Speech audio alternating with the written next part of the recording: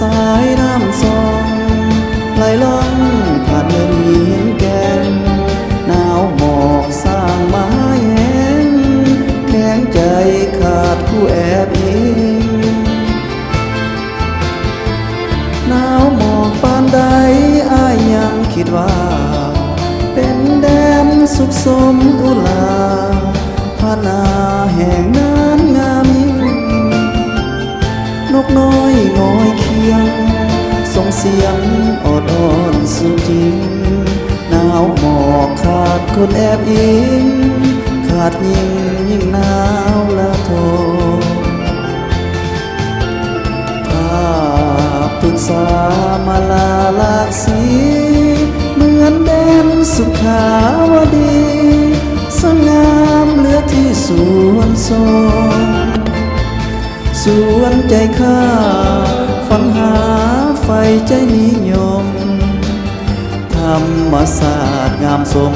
สุดแสนซื่นสมปานแดนสวรรค์หนาวหมอกอ้ายทนบนเขาอยู่เจย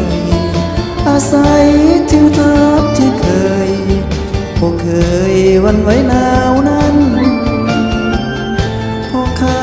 ยังมีภาระหน้าที่สำคัญหนาวหมอกหรือจะมากันชีวิตทหารป้องทน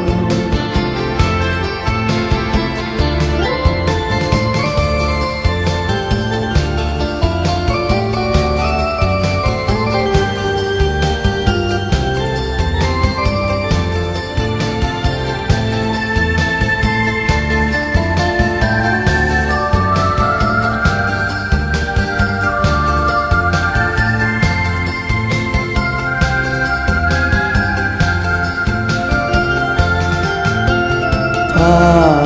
ปรึกษามาลาลากสีเหมือนแดนสุขาวดีสง่ามเหลือที่สวนทรง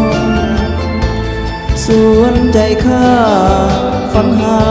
ไฟใจนิยมธรรมศาสตร์งามสม